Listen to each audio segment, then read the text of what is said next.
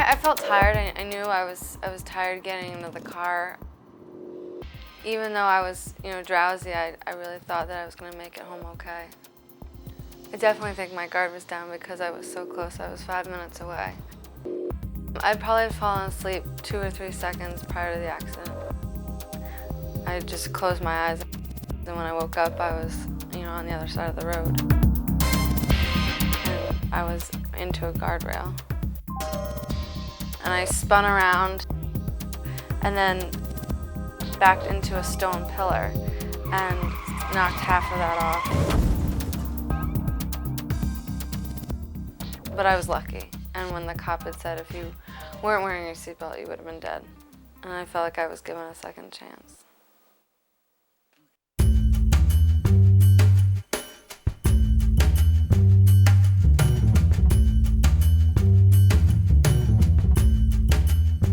Megan's experience was not unusual. Drowsy driving is a problem of widespread and even epidemic proportions. Here are some facts. 37% of the people responding to a recent poll reported that they had nodded off at least once while driving. According to one study, every year drowsy driving causes over 100,000 car crashes that are reported to the police, and at least 1,500 people die in such crashes. Most experts think that the actual numbers of crashes and deaths are much higher. Behind these statistics is another fact that is harder to measure, but no less true. Most of us get too little sleep. While any driver who has not gotten enough sleep is at risk, several groups are particularly vulnerable to falling asleep at the wheel, including long-haul commercial drivers and shift workers, people like firemen, doctors and nurses, and restaurant workers, who work at night rather than during the day. Another group at greater risk is young drivers 25 and under. Here's another statistic. Even though young drivers represent only a small fraction of all drivers, they are involved in over 50% of the crashes caused by drowsy driving. And once again, a major part of the problem is that they don't get enough sleep. Research has shown that teenagers and young adults need, on average, a little over 9 hours of sleep a night, but they get only about 7 hours of sleep, 2 hours less than what they need. I probably was not getting enough sleep the night prior to the accident. I think that teenagers, now are so overprogrammed and they're trying to do so much, trying to go to this lesson or play a certain sport or go to a certain practice, doing their homework, whatever it is, trying to fit in their social life. And they don't really think about sleep and they don't think that it's a necessity. Rusty Burris didn't think sleep was a necessity when he was driving home after a prom in 1991. I'm not exactly sure how long I was up, but I know that it was somewhere around 36 plus hours that I had been awake straight without any sleep. Sensing that he was tired, Rusty's girlfriend encouraged him to sleep on her family's couch, but Rusty said he was okay to drive. It was kind of a bragging rights thing. Well, look what I can do on little sleep. Look how long I can stay up. I knew I was tired, but I apparently didn't know how tired. What happened was I was driving home, got just 90 seconds from home, fell asleep. Crossed the center line, hit a driveway embankment, flipped my car, not wearing my seatbelt. I was ejected through the sunroof, landed on the highway, paralyzed instantly. As a result of the crash, 3 of Rusty's vertebrae were crushed. He first learned of the extent of his injuries from a nurse in the hospital. I remember him standing over me telling me that I was in a crash, that I broke my back, and that I was paralyzed from the chest down, and that I would never walk again. It was all I could do to keep from crying. I had 90 seconds to go, 90 seconds. And I'm thinking, who can't stay awake for 90 seconds, regardless of how tired you are? 90 seconds, and I couldn't make it. And what happened is I paid the price. And I continue to pay the price to this day. Like Rusty, many sleep-deprived drivers think they can stay awake long enough to reach their destination. They ignore important warning signals that should alert them that they are in danger. If you have trouble keeping your eyes open and focused, or if you yawn, nod, and can't keep your head up, you're in danger. If you daydream or have disconnected thoughts, you're in danger. If you find yourself drifting out of your lane, you're in danger. Even when they recognize the warning signals, many drivers think that there are tricks to fight off the drowsiness. But these tricks don't work, or work only momentarily. Turning on the air conditioner doesn't keep you awake. Opening the window works for maybe 20 seconds. Same thing with turning on or turning up the radio. The most important thing to do when you feel drowsy is to get off the road as soon as possible. Once off the road, there are two things that can help you feel less drowsy. The first is to get some caffeine. If you drink coffee, you need the equivalent of about 2 cups. The effects of the caffeine, however, won't kick in for about 30 minutes. So the next important thing to do is to take a nap. Along with the caffeine, a 15 to 30 minute nap may enable you to drive for another hour or so before you start to feel drowsy again. While it's very important to recognize the warning signals of drowsiness, it's possible for someone to be tired or sleepy and not realize it. In fact, half of the drivers who have had crashes said they felt only a little sleepy or not at all sleepy before the crash. This is Dr. Jody Mindell, a professor of psychology at St. Joseph's University, a sleep expert. We are really bad at knowing how sleepy we are, and that's different than tired. Tired is you don't have any energy. Sleepy is you're going to literally fall asleep. Sleep is not voluntary.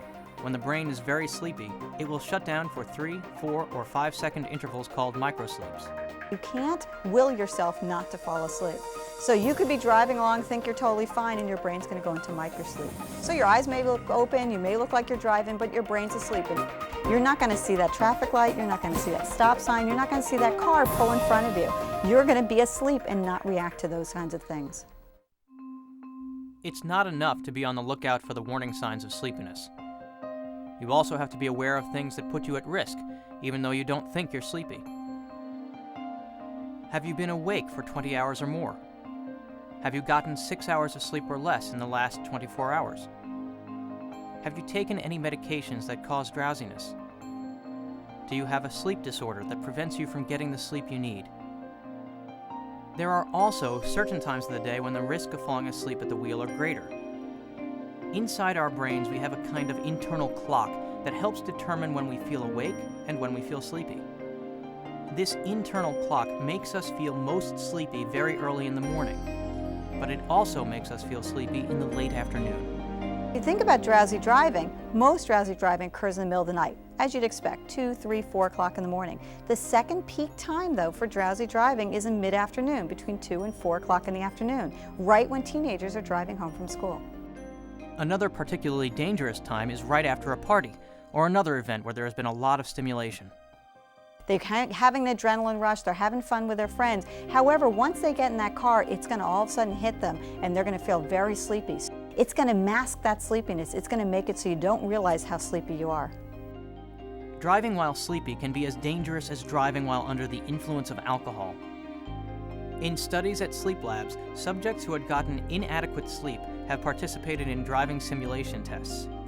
Researchers found that if you haven't had a night's sleep, or if you have not been getting enough sleep for a long time, the effect on your driving can be the same as if your blood alcohol concentration were 0.08, the legal limit in most states. Now, on top of that, if you are drinking and driving while drowsy, it is dramatically worse. It's going to make one beer feel like 3 or 4 beers. So drinking and driving is bad in and of itself. Driving sleepy is bad in and of itself. You combine the two, and it's going to increase the risk dramatically of having an accident. In spite of all this, many people who wouldn't think of driving after drinking don't hesitate to drive when tired. Carol McDonnell set out to change that. Her daughter Maggie was killed by a driver who fell asleep. She was a great person. She loved to dance. At the time she could walk, she was dancing all over the house. She was in college with dreams of being a social worker when she was killed. She was the true life of the party. A little bit of a show-off, too. She knew how to play the room. She was killed by a man who was sleep deprived. He hadn't slept in over 30 hours. Witnesses actually saw him weaving in and out of traffic. He knew he was in trouble, but he chose to disregard all his fatigue, and he finally fell asleep and crossed 3 lanes of highway and hit Maggie head-on. At his trial, the jury chose to acquit the driver of vehicular manslaughter. His lawyer had argued that driving while fatigued was not a crime. He was convicted of a much more minor offense, reckless driving. He received only a suspended 60-day sentence and a $200 fine. I was devastated. I could not believe that this jury said not guilty. There was no law to protect Maggie, so I decided to change the law. Over the next few years, Carol McDonald campaigned to enact a new law that makes causing a death because of falling asleep at the wheel a felony if the driver has not slept for over 24 hours. It was called Maggie's Law, named after her daughter. In 2003, it was signed by the governor of New Jersey. We now have Maggie's Law.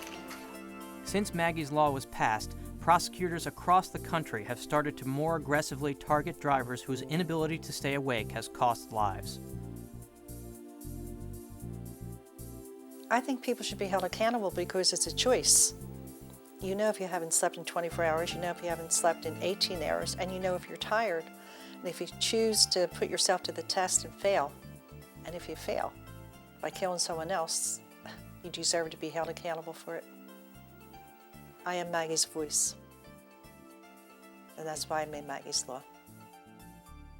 She was just loved by everybody. Drowsy driving can have many victims. As a driver, it's your responsibility to protect yourself and to protect others. If you're driving and recognize the warning signals of sleepiness, get off the road. But even before getting in a car, get a good night's sleep. Remember, studies have shown that teenagers need over 9 hours of sleep a night. Be aware of your own body rhythms. Drive at the times when you would normally be awake, and avoid driving during your body's downtime. If you go on a long trip, find a companion who can talk with you and help you spot the early signs of drowsiness. Schedule regular stops, such as every 100 miles or 2 hours. And then switch drivers. Avoid alcohol or medications that can make you sleepy. And if you suffer from frequent sleepiness during the day or have trouble sleeping at night, talk with your doctor. You may have a sleep disorder that can be treated. I really feel there's a need to educate people on the dangers of drowsy driving. I want to use my experience to help educate other people. So maybe when they're driving along down the road and they're tired and they think they can make it home, they'll think of me, remember my story, and will pull over and not allow the same thing to happen to them. Some of the things I do differently now, because I'm aware of my body and when I'm tired, I stay where I'm at, or I don't go out that night, or I have other friends drive if we're going out because I know that I am sleepy. I think it's important to listen to your body so that you're not pushing yourself to the point of exhaustion. It takes a mature person to realize that I am tired and I shouldn't get into that car. Drowsy driving is on the same page as drunk driving. It's an impairment.